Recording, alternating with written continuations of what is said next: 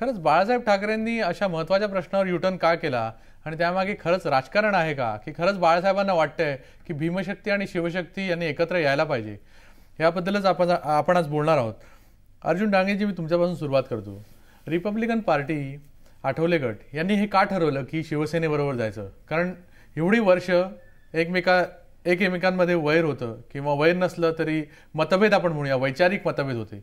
मग अशा परिस्थितीत अचानक असं मतपरिवर्तन काय झालं की त्यामुळे वाटलं की आता ही वेळ आहे की शिवसेनेबरोबर जायला पाहिजे? एक तर आपण लक्षात घेतलं पाहिजे की आम्ही गेली 20 वर्ष काँग्रेस NCP बरोबर होतो सेक्युलर ह्या मुद्द्यावर, आणि आमच्या 20 वर्षात असं लक्षात आलेलं आहे की काँग्रेस आणि NCPने कसलाही शब्द पाळलेला नाही, सत्तेमध्ये वाटा दिलेला नाही. केवढं एकच कारण नाही, पण त्या दोन्ही पक्षाची सामाजिक संवेदनशीलता आणि दोघांना सामाजिक चेहराच नाही आहे. विशेषतः सत्तेमध्ये पदं दिली नाहीत, परंतु एखाद्या समाजाचा विकास करण्यासाठी जशी कल्याणकारी योजना असतात, मागासवर्गीयासाठी, दलितांसाठी. मान्य आहे, तुमचं म्हणणं मान्य आहे, ठीक आहे, तुमची नाराजी आहे. हां, ऐका पुढे. तर पुढे आता एक आघाडीचं राजकारणाशिवाय पर्याय नाही महाराष्ट्रामध्ये, आणि सध्या भ्रष्टाचार, महागाई, बेकारी, दलितांवरील अत्याचारामध्ये प्रचंड प्रमाणात वाढ होत आहे आणि त्याचा कन्व्हिक्शन रेट 0.2% आहे. अशा परिस्थितीमध्ये एक नवीन राजकीय भूमिका आम्ही घेतली आणि ह्या प्रश्नावर शिवसेना, BJP सहित सगळ्या डाव्या आणि सगळ्या पुरोगामी एकत्र येऊन आंदोलन व्हावं ही भूमिका आम्ही प्रथमतः मांडली. आणि ज्यावेळेस आम्ही बाळासाहेबांच्या बरोबर वाढदिवसानिमित्त त्यांना शुभेच्छा द्यायला गेलो रामदास आठवले यांच्यासोबत, त्यावेळेस त्यांनी एक खूप वर्षाची ते वारंवार मागणी करतायत की त्यांची इच्छा होती की शिवशक्ती आणि भीमशक्ती एकत्र यावी. त्याचा आम्ही गंभीरपूर्वक विचार करत आहोत आणि त्याला एक प्रतिसाद देत आहोत. म्हणजे विरोध होता, म्हणजे काँग्रेसबरोबर विरोध होता. काँग्रेस हे जळतं घर आहे, बाबासाहेब आंबेडकरांनी आम्हाला सांगितलं होतं. काँग्रेसच्या याच्यामध्ये अत्याचारात वाढही झालेली, काही हे झालेलं नाही आहे, परंतु बाबासाहेब आंबेडकरांचा 2दा पराभवही केलेला आहे 52 सालच्या निवडणुकीत आणि 54 सालच्या भंडाऱ्याच्या पोटनिवडणुकीत.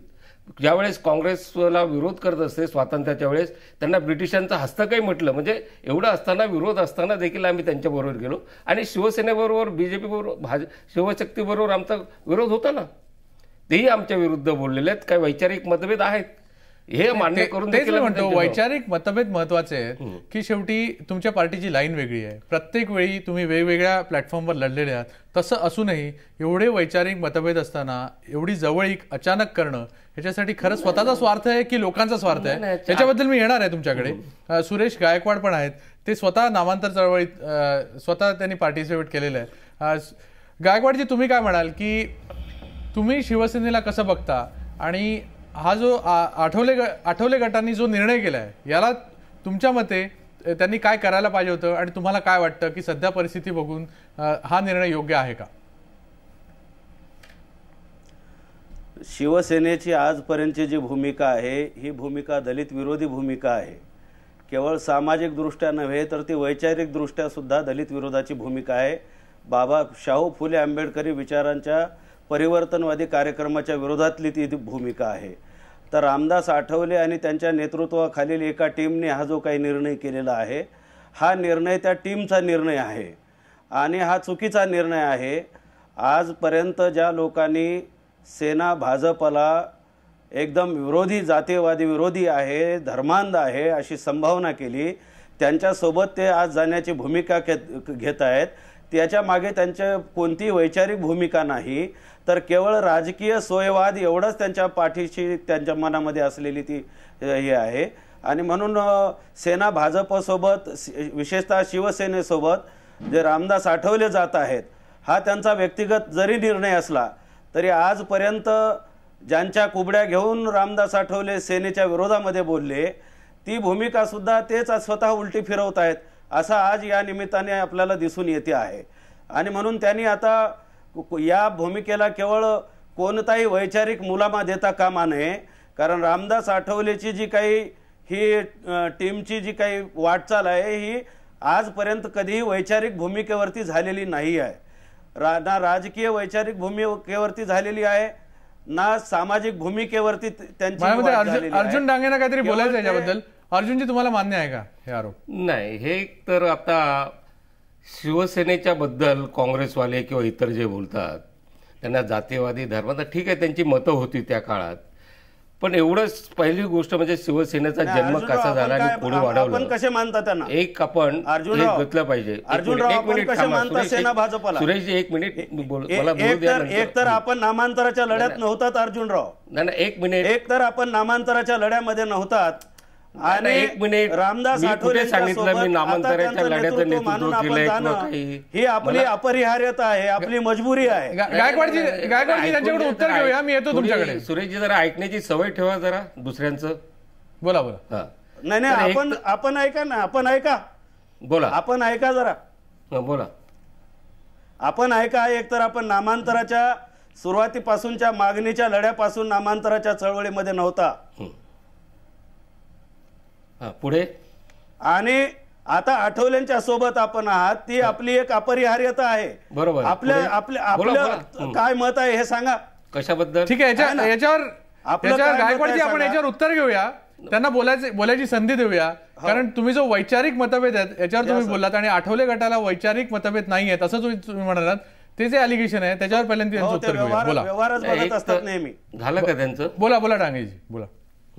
एक तर राजकारणामध्ये जी भूमिका घ्यावी लागते, संदर्भ बदलल्यानंतर काही भूमिका ही राजकारणात बदलणं अपरिहार्य असतं. राजकारण असं काही रिजिड किंवा असं जड वस्तू नसते, काही भूमिकेत बदललं जातो.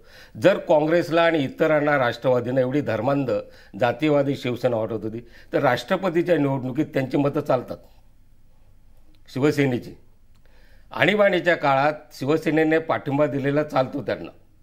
आणि एवढे हे राष्ट्रवादी काँग्रेस हे आम्ही शरद पवारांनी त्यांना विचारतो, सोनिया गांधींना जो वांशिक याच्यावर मुद्दा, परकीय जन्माचा हे काढून इतका वांशिक म्हणजे फॅसिझमच्या जवळ असणारा विचार तुम्ही मांडला होता, ते सत्तेत विसरले काय काँग्रेसवाले आणि हे दोघे जण.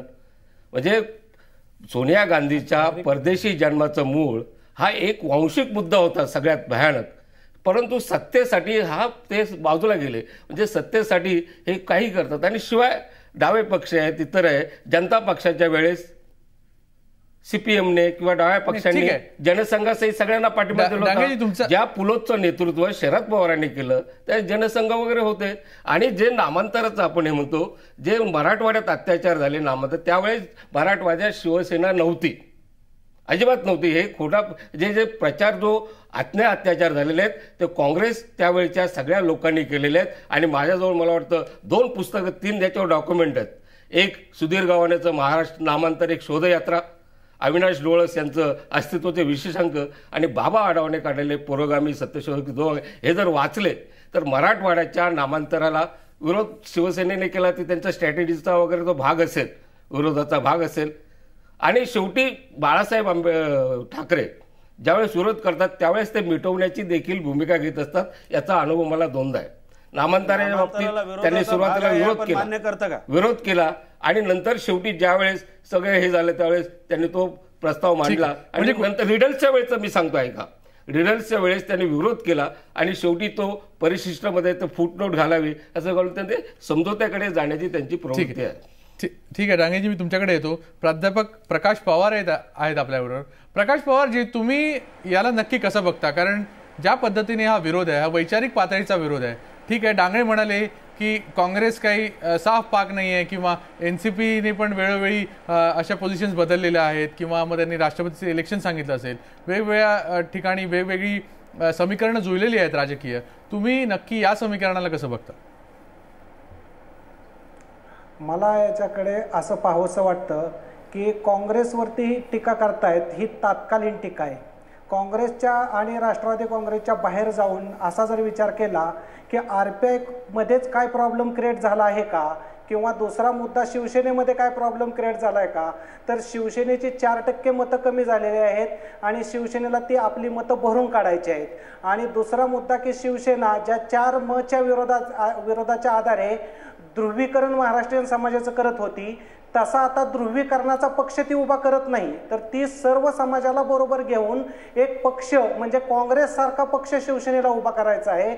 आणि दुसऱ्या बाजूने RPI मध्ये नवबौद्ध अशी आयडेंटिटी असणारा एक समाज होता. या समाजामध्ये ज्यांना संधीचा फायदा मिळाला असा एक वर्ग निर्माण झालेला आहे, ज्यांना आज बौद्ध धर्माची आयडेंटिटी नको आहे. अशा वर्गातनं बाहेर कसं पडायचं या वर्गाने, तर त्यांच्याशी जोडून शिवसेनेला घ्यायचं आहे. त्याच्यासाठी मध्यस्थ म्हणून त्यांना आठवले एक उपयोगाचे ठरू शकतात. तात्कालीन परिस्थितीमध्ये पुढे 1 वर्षाच्या अंतराने निवडणुका आहेत स्थानिक स्वराज्य संस्थांच्या.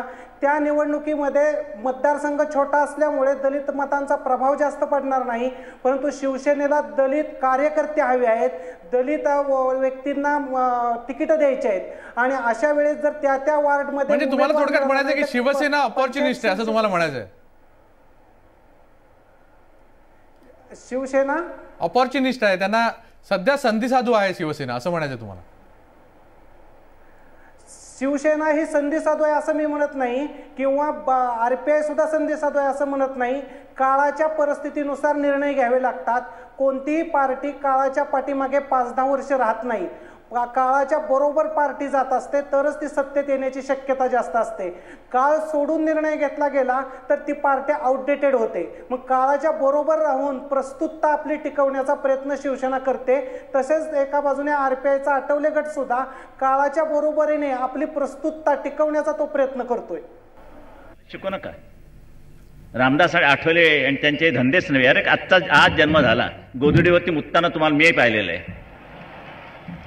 तुम्ही कशाला मला शिकवताय? मी त्यांना विचारलं की नामांतराच्या बाबतीत मात्र कठीण आहे म्हटलं. आणि मग त्यांनी मला उत्तर द्यायचं नामांतराच्या बाबतीत तुम्ही झाली आणि मग मला तुम्ही जाणता विचार आणि काय बोललात मग बापाची म्हटलं काही कळत नाही. चंद्रकांत खैरेजी, मी पुन्हा तुमच्याकडे येतो. तुम्ही मला सांगा की खरंच हे मतांसाठी परिवर्तन आहे की खरंच तुमचं मतपरिवर्तन झालेलं आहे आणि त्यासाठी बाळासाहेबांनी असं वक्तव्य केलं? शिवसेना प्रमुख मतांसाठी कधीच राजकारण करत नाही, परिवर्तनाची ते घोषत नाही. परंतु शिवसेना प्रमुखांचा एक स्वभाव मी या ठिकाणी मुद्दाम सांगतो. शिवसेना प्रमुख कधी जातपात कधी विचारत नाही कोणा कार्यकर्त्याला, आणि म्हणून सर्व मराठी माणसांची संघटना एकत्र जातविरहित त्यांनी ती बांधली आणि त्यामध्ये सर्वच बांधव आहेत. आजही मी या ठिकाणी हे सांगेल की दलित बंधूंना त्या ठिकाणी मोठ्या पदावर बसवण्याचं कार्य माननीय शिवसेना प्रमुखांनी केलं आहे आणि ते नेहमी करत असतात. आणि आम्हीसुद्धा आमच्या जिल्ह्यामध्ये आजही सुद्धा जिल्हा परिषदेची जी अध्यक्ष आहे तीसुद्धा ओपन जागा असतानासुद्धा ती जिल्हा परिषद अध्यक्ष दलित भगिनीला दिलेली आहे. आज आम्ही कधीही त्या ठिकाणी दुजाभाव करत नाही, म्हणून अनेक भीमशक्ती शिवशक्ती एकत्र येण्याचा प्रकार अनेक दिवसापासून सुरू झालेला आहे. आणि त्याचप्रमाणे माननीय उद्धवजी ज्यावेळेस कार्यकारी प्रमुख झाल्यानंतर त्यांनी सुरुवातीची भूमिका ही घेतली की शिवशक्ती भीमशक्ती एकत्र आली पाहिजे. परमपूज्य डॉक्टर बाबासाहेब आंबेडकरांबद्दल ठाकरे परिवाराला खूप आदर आहेत, हे आपणही पाहिलेलं आहे प्रबोधनकारजी ठाकरेंच्यापासून. आणि म्हणून मी हे सांगेल की आता कोणी काहीतरी काढायला, कारण शिवशक्ती भीमशक्ती एकत्र आल्यामुळे अनेकांचं धाबं दणाणलं. आणि विशेषतः मी या ठिकाणी काँग्रेस राष्ट्रवादीच्या बाबतीत मुद्दाम बोलेल, कारण काँग्रेस राष्ट्रवादीच्या त्याच 1978च्या काळामध्येच जे नामांतराचं आंदोलन झालं होतं त्यावेळेस अनेक दलित बंधूंचे घरं वगैरे जाळण्यात आले, लुटालूट करण्यात आली. खूप त्यावेळेसची जी परिस्थिती खूप मोठी भयान झाली होती. परंतु आम्ही जे 1993-94 जे आंदोलन झालं होतं, आम्ही त्यावेळेस मराठवाड्याच्या अस्मितेच्या दृष्टिकोनातून आम्ही सर्व तरुण त्या ठिकाणी मोठं आंदोलन केलं होतं. परंतु शिवसेना प्रमुखांनी आम्हाला स्पष्ट सांगितलं होतं की 1978ला जी भूमिका मांडली होती की डॉक्टर बाबासाहेब आंबेडकर मराठवाडा विद्यापीठ म्हणून बांधली होती, तीच भूमिका असली त्यावेळेस त्यांनी सांगितलं होतं की परंतु कुठल्याही हे आंदोलन करताना कुठल्याही परिस्थितीत दलित बंधूंचे दलितांचे घरं जाळता झोपडीसुद्धा जाळता कामा नये, तुम्ही आंदोलन करा. आणि त्या पद्धतीने आम्ही आंदोलन केलं. मराठवाडा पूर्णपणे त्या ठिकाणी बंद झाला होता, मुंबईसुद्धा आमच्यासाठी बंद झाली होती. ठीक आहे, सुरेश गायकवाडांना आपण विचारूया, त्यांना हे मान्य आहे का? खैरेजी, गायकवाडजी काय म्हणाल? आता ते त्यांच्या सोयीने सगळा आंदोलनाचा आणि त्यांच्या आक्रमकतेचा जो आहे अर्थ लावत आहेत. आता हा त्यांचा प्रश्न आहे, परंतु सेनेची ही बदललेली जी भूमिका आहे तो त्यांचा राजकीय सोयीवाद आहे. त्यांचं ते असली स्वरूप नाही, असली स्वरूप कुठंतरी वेगळं आहे. आणि ते असली स्वरूप 94च्या आंदोलनामध्ये मराठवाड्यातील जनतेने अनुभवलेलं आहे. केवळ एकाच प्रश्नावर सेना दलित विरोधी नाही, तर दलितांच्या नामांतराच्या सहित सर्वच प्रश्नावरती, सामाजिक प्रश्नावरती आणि आर्थिक प्रश्नावरती, विकासविषयक प्रश्नावरती सेनेने दलित विरोधाची भूमिका घेतलेली आहे. परंतु शिवशक्ती भीमशक्ती एकत्र आली तर अनेकांचं पोट का दुखतंय मला हे समजत ठीक नाही. आहे. अनेकांनी त्यामुळे तुमचा इशारा काँग्रेसकडे, आपण काँग्रेसला विचारूया. शिवसेना भाजप आणि रिपाई अशी ती युती झालेली आहे. ठीक आहे. म्हणजे आपण जनार्दन चांदूरकरांना विचारूया की खरंच त्यांच्या पोटात का दुखतंय. चांदूरकरजी, तुम्ही काय म्हणाल जर तुमचा पण विरोध होता, असं डांगणे म्हणतायत की तेव्हा विद्यापीठाला काँग्रेसचाही विरोध होता, मग आता तुम्ही शिवसेनेच्या नावाने का फक्त बोंबा मारताय? काँग्रेसचा विरोध नव्हता, तो महाराष्ट्राच्या विधानसभेमध्ये तो ठराव काँग्रेस पक्षाच्या मुख्यमंत्र्यांना मूव्ह केलेला होता. त्यामुळे जर विरोध असता तर त्यांनी तो ठराव मूव्ह केलेला नसता. काँग्रेस रिट्रीट झाली, त्याचं कारण शिवसेनेसारख्या जातीवादी पक्षाने बाबासाहेबांच्या नावाला त्यावेळेला विरोध केला, दंगली पेटल्या आणि मग एक तणाव तयार झाला. मग सामाजिक अशांतता होऊ नये माझ्या मते चांदूरकरजी डांगरेजींना मान्य नाहीये. मराठवाड्यात दंगली घडवणारे काँग्रेसवाले होते आणि दोन मुख्यमंत्र्यांचं भांडण होतं, शरद पवार आणि वसंतदादा पाटलाचं. हे का कबूल करत नाही तुम्ही? त्या दोघांच्या भांडणामध्ये दलितांचा बळी गेलेला आहे. पुढे वरळीच्या दंगलीमध्ये, रिडलच्या दंगलीमध्ये, मुंबईची जी दंगल झाली 92-93 साली, त्यामध्ये सगळं काँग्रेस दोन मुख्यमंत्र्याच्या बदलण्याच्या प्रक्रिया कशा होत्या हे जनतेसमोर येऊ द्या ना. दोन मुख्यमंत्री वसंतदादांच्या आणि शरद पवारांच्या भांडणामुळे मराठवाड्यातल्या दंगली पेटल्या की नाही हे सांगा ना तुम्ही. ठीक आहे, चांदूरकरजी बोला. प्रश्न असा आहे की लोकांना दिसतंय समोर की एका बाजूला शिवसैनिक, त्या दलित पॅंथरची जी चळवळ झाली, वरळीची जी दंगल झाली, त्या जाधवला जे मारलं, शिवसैनिक हे दलित पॅंथरच्या विरुद्ध दगडे फेकतायत आणि हा महाराष्ट्राचे मुख्यमंत्री डांगरेंनी जे आरोप केले ते तुम्हाला मान्य आहेत? वरळीच्या दंगलीच्या पाठीमागे राजकारण काय होतं? रामराव अधिकाऱ्यांना पाडायचं नाही. काँग्रेसच्या दोन गटामधलं रामराव अधिकाऱ्यांना पाडण्याचं जे राजकारण होतं, यशवंतरावांचे मानसपुत्र शरद पवार यांचं, हे का तुम्ही जनतेला सांगत नाही? वरळीची दंगल एवढे दिवस कोणी पेटवली? शिवसेनेचा असेल त्याचा काही हात, पण वरळीची दंगल ही रामराव अधिकाऱ्यांना पाडण्यासाठी यशवंतरावांचे मानसपुत्र शरद पवार गृहमंत्री होते आणि रामराव अधिक हे दिल्लीमध्ये जाऊ नये त्यांच्यासारखा बुद्धिमान माणूस, म्हणून ही वरळीची दंगल 13 दिवस 14 दिवस का चालवली हे जनतेसमोर आलं पाहिजे. दंगल कुणाच्या विरुद्ध चाललेले होते ते इनडायरेक्ट त्याचे कॉन्सिक्वेन्सेस असू शकतील, पण दंगल कुणामध्ये कॉन्सिक्वेन्सेस नाही, हे मूळ कारण आहे. रिडलचा लढा देखील रिडलचा लढा देखील का पेटवला गेला? या दोघांच्या मध्ये नाही, शंकरराव चव्हाण मुख्यमंत्री असताना रिडल्सचं हे का मराठा महासंघाला जाळायला लावलं? ठीक आहे, आपण उत्तर घेऊया जनतेला आणि आम्ही जनतेसमोर मांडणार आहोत सगळं. या दंगलीच्या पाठीशी सगळे काँग्रेसच्या दोन गटामधलं मुख्यमंत्री बदलाचं राजकारण कसं असतं हे आम्ही जनतेसमोर मांडणार आहोत आणि दलित जनतेला भेटीला धरलेलं आहे. आपण चांदूरकरांचं उत्तर घेऊया. चांदूरकरजी बोला. नाही, त्यांचं एकदम चुकीचं म्हणणं आहे ते. त्याचं कारण असं आहे की बाबासाहेब आंबेडकरांनी जो पक्ष रिपब्लिकन पक्ष तयार केला त्या काय रिपब्लिकन पक्ष तुम्हाला नैतिक अधिकार आहे बोलण्याचा? तुम्ही गांधीजींचं नाव घ्या, सोनिया गांधींचं नाव घ्या, बाबासाहेब आंबेडकरांचं नाव कशाला घेता? रिपब्लिकन पक्ष चालवायला आम्ही समर्थ आहोत. तुम्ही ते तिकडे बघा काँग्रेसचं काय चाललंय ते. नाही, मला मग बोलायचं नाही. तुम्ही बोलू देत नसेल तर त्याला काय बाबासाहेबांच्या रिपब्लिकन आपण त्यांचं ऐकून तर घेऊया काय म्हणायचं. बोला बोला चांदूरकरजी बोला. मला त्याने तुम्ही त्यांना you instruct him that he will not disturb me, otherwise I will not speak. जर तुम्ही ऐकूनच घेत नसेल तर त्याला काय वैचारिक आहे काय? माझा मुद्दा असा आहे की बाबासाहेब आंबेडकरांनी या देशामध्ये सेक्युलर निधर्मी अशी भारतीय संविधान देशाला दिलेली आहे. शिवसेना हा एक पक्ष आहे की जो हिंदुत्वासाठी निवडणूक लढत आहे. हा त्यांनी त्यांच्या कन्व्हिनियन्सचं राजकारण केलं असेल.